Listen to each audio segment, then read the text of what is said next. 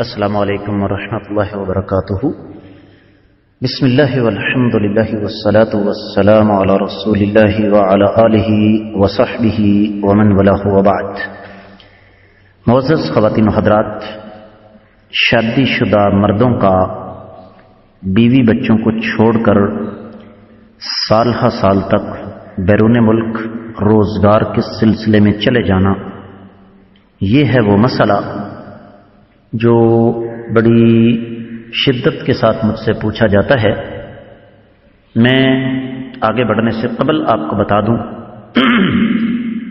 کہ جب آپ لوگ مجھ سے مسائل پوچھتے ہیں تو پھر یہ توقع نہ رکھا کیجیے کہ آپ کو آپ کی پسند کا جواب ملے گا۔ اس مسئلے کے کئی پہلو ہیں۔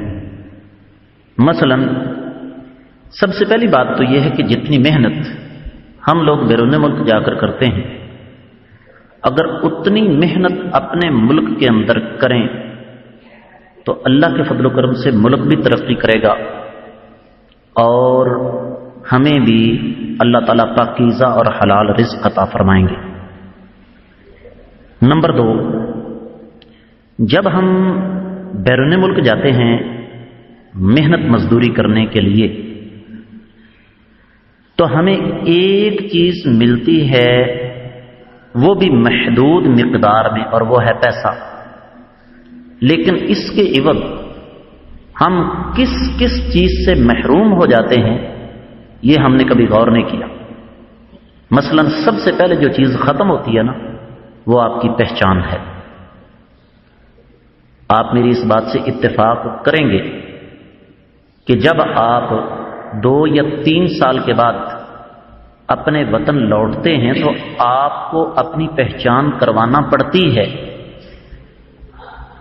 لوگوں میں اجنبیت کا احساس آپ کے لیے مسلسل بڑھتا چلا جاتا ہے، اور ایک وقت ایسا آتا ہے کہ آپ جب اپنے ہی محلے میں تشریف لاتے ہیں تو آپ کے محلے دار لوگوں سے پوچھتے ہیں کہ یہ آدمی کون ہے۔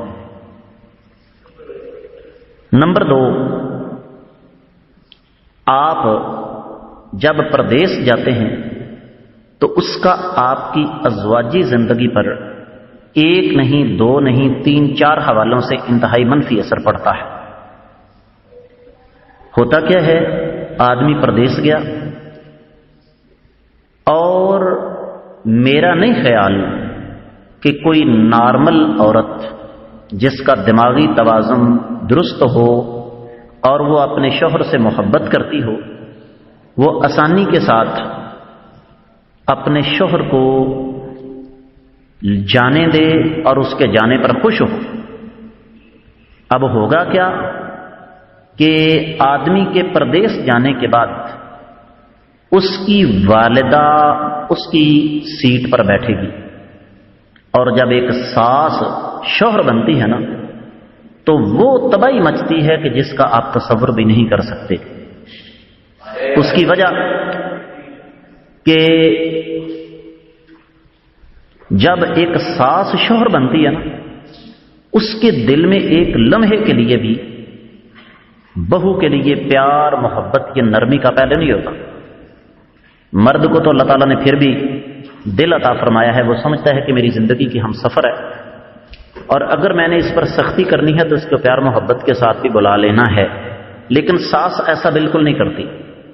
نتیجتاً وہ عورت جو آپ کی بیوی ہے، جس کے آدھے سے زیادہ جذبات تو کچلے گئے آپ کے پردیس جانے کے ساتھ، اس کے رہے سہے جذبات کا بھی بیڑا غرق ہو جاتا ہے۔ نتیجتاً اگر یہ کہا جائے تو غلط نہیں ہوگا کہ وہ عورت زندہ دفن ہو جاتی۔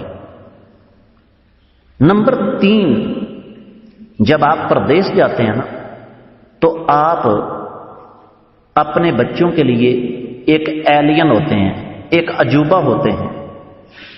رب کائنات نے جو سسٹم بنایا نا، ماں اور باپ، اللہ تعالیٰ اکیلی ماں سے بھی نسل چلا سکتے تھے، اکیلے باپ سے بھی نسل چلا سکتے تھے۔ رب کائنات نے ان دونوں کا سلسلہ اسی وجہ سے رکھا کہ بچے کی تربیت میں دونوں کا مثبت کردار ہوتا ہے، اور اس کا ایک ثبوت آپ کو یوں بھی ملے گا کہ جو لوگ بیرون ملک کام کرتے ہیں 90% سے زیادہ کیسز میں ان کے بچے جو ہیں وہ بگڑ جاتے ہیں۔ پھر اس کے ساتھ ساتھ جو آپ کی ازواجی زندگی ہے وہ ایک اور حوالے سے تباہ ہوتی ہے کہ چونکہ آپ اپنی اہلیہ کو پراپر وقت نہیں دے سکتے، وہ آپ کو پراپر وقت نہیں دے سکتی، نتیجتاً دونوں مختلف قسم کی بیماریوں کا شکار ہوتے ہیں۔ جب انسان کے پاس اپنے جذبات کے اظہار کے لیے پراپر راستہ، مناسب راستہ نہ ہو تو وہ غلط راستہ اختیار کرتا ہے۔ میں ایک چھوٹی سی مثال آپ کو دوں گا۔ اب تو خیر دنیا بہت آگے جا چکی ہے، یہ بات میں کر رہا ہوں 92-93 کی۔ پاکستان کے ایک بہت بڑے شہر میں ایک بہت بڑے ڈاکٹر صاحب جن کی آمدنی اس دور میں 92-93 میں ماہانہ 1 لاکھ سے زیادہ تھی، وہ ایک کو 10 لاکھ کرنے کے لیے بیرون ملک چلے گئے، اور ان کی اہلیہ بھی ڈاکٹر تھی۔ دونوں کھلے پیسے کما رہے تھے، لیکن انسان ہے نا، دولت کی ہوس کی کوئی انتہا نہیں۔ وہ سب بیرون ملک چلے گئے۔ اب اس اہلیہ نے اپنی محبت کی کمی کو پورا کرنے کے لیے ایک آدمی خریدا، اور پھر دولت کی وجہ سے اسی آدمی کے ہاتھوں قتل ہوئی۔ میں نے اپنی گناہگار آنکھوں سے بذات خود وہ تصویر دیکھی جس کے نیچے لکھا ہوا تھا قاتل اور مقتولہ جب محبت جواں تھی۔ اس کے علاوہ جب آپ بیرون ملک جاتے ہیں، میں چونکہ پردیس میں رہ چکا ہوں حصول تعلیم کے سلسلے میں، مجھے پتہ ہے کہ پردیس میں لوگوں کے مسائل کیا ہے۔ یہاں تو یہ ہے نا کہ صبح جب آپ اٹھتے ہیں آپ کو جوتا پالش شدہ ملتا ہے، کپڑے استری ملتے ہیں، واش روم کے اندر پانی گرم ملتا ہے، اگر گیس نہیں آ رہی، گیزر کی سہولت موجود نہیں ہے، کھانا پکا ہوا آپ کو ملتا ہے۔ وہاں یہ سارے کام آپ کو خود کرنا پڑتے ہیں۔ اور پھر جب آدمی رات کو لیٹتا ہے نا وہاں پر، تو ایک ایک بچے کی شکل اس کے سامنے آتی ہے، تو انسان کی جو حالت ہوتی ہے اسے صرف محسوس کیا جا سکتا ہے، بیان نہیں کیا جا سکتا۔ میرے ایک شاگرد تھا، بیرون ملک گیا، اور اس کے جانے کے بعد 6 یا 7 مہینے کے بعد اللہ تعالیٰ نے اسے بیٹا عطا فرمایا۔ جب وہ واپس آیا تو اس بچے کی عمر 1 سال سے زیادہ تھی۔ اب خود سوچئے کہ بیٹا ہو، ایک ہو، باپ پردیس سے آیا ہو، کس جذبے کے تحت وہ آئے گا۔ یقین جانیے اس آدمی کو میں نے اپنی آنکھوں سے روتے ہوئے دیکھا ہے۔ کہنے لگا جی مجھے آئے ہوئے 1 ہفتہ ہو گیا ہے، لیکن ابھی تک میرا بیٹا میرے قریب نہیں آتا۔ میں تڑپ رہا ہوں اس کو سینے کے ساتھ لگانے کے، میں تڑپ رہا ہوں اس کو کندھوں پر بٹھانے کے لیے، لیکن وہ میرے پاس ہی نہیں آتا۔ اور کیوں نہیں آتا؟ اس لیے کہ اس کو پتہ نہیں یہ آدمی کون ہے۔ اس کے ساتھ ساتھ اس کا ایک اور پہلو لے لیں، آپ وہاں مشقت اٹھا رہے ہیں، مزدوری کر رہے ہیں، انتہائی نامساعد حالات میں، آپ انتہائی نامساعد حالات میں وہاں پر محنت مزدوری کر رہے ہیں۔ دوسری طرف صورتحال کیا ہے؟ یہاں لوگ آپ سے یہ امیدیں لگائے بیٹھے ہیں کہ آپ شاید جھاڑو کے ساتھ پیسے اکٹھے کر رہے ہیں۔